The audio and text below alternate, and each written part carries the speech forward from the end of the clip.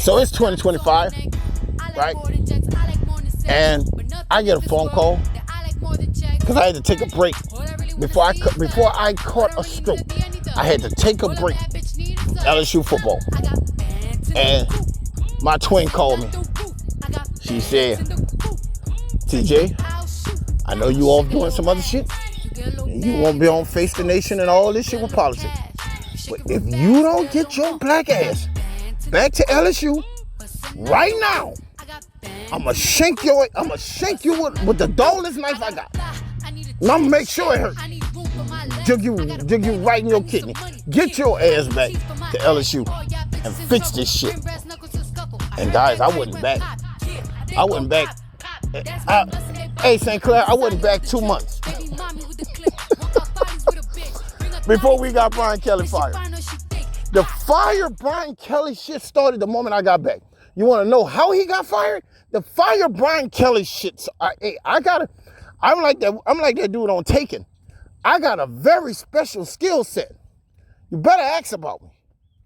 And one thing I do better than anything else, I galvanize the pissed off people of LSU into a fucking mob of pitchforks and torches and shit. And we call them the raw red meat tigers. We don't play that shit. What you mean you're gonna run all over us? What you mean 100-yard rusher? We don't believe in no 100-yard rusher. Huh? I call this soft. I said, you know what this is? This is identity theft. I said, I'm convinced of it. I'm convinced this is not us. This is not who we are. I don't know who these people are. This is the team formerly known as LSU. This is not who we are. We don't let nobody run all over us like lot lizards. We don't play that shit. But we started playing it. We started doing it. And I titled it the D-nutting. The D-nutting of my beloved LSU Tigers. I said we done went to this whole different defensive style. We didn't play this shit. We beat people with brute force. We beat people with athletic arrogance. And now we trying to finesse? We're trying to be a finesse defense? Fuck is that? So we got rid of Kelly. We had to. Why? Because the team takes on the likeliness of the coach. I went down and I looked at the stats. I said, how many linebackers did we put in the first round of the NFL draft under Kelly? How many? And get one to 2020, damn near 2026. Then I went back and I looked at Coach O. I said, a man builds men. A man builds men. Steel sharpening steel. The team takes on the likeliness of the coach. They used to laugh at Coach O and talk about how he talking all of this shit. We men down here. You're not going to understand every fucking thing we say, but you feel what we're saying. You understand when you have entered into a dangerous space, close proximity to an ass whooping. That's what Coach O was. And this kind of shit that you witnessed, that went on, that's why Lane Kiffin brought him back.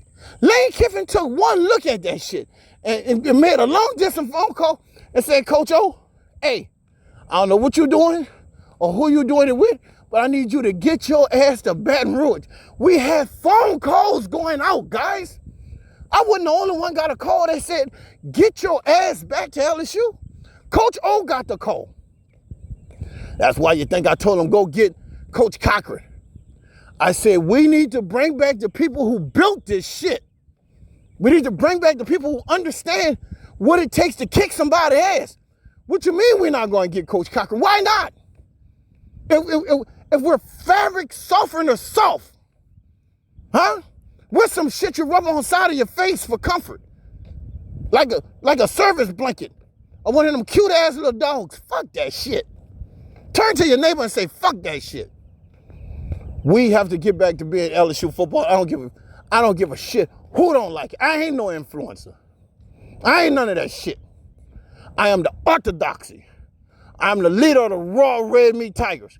And if I say that shit got soft, go ahead on and put it under your fucking pillow. But we're not going to tolerate that. That shit will not last another fucking... Thank you, Lane. Thank you. Thank you for going to get Coach O. Thank you for bringing back the men in this shit so we can fix this forever. LSU. Fuck Alabama. Fuck all this shit. Tired of looking at this.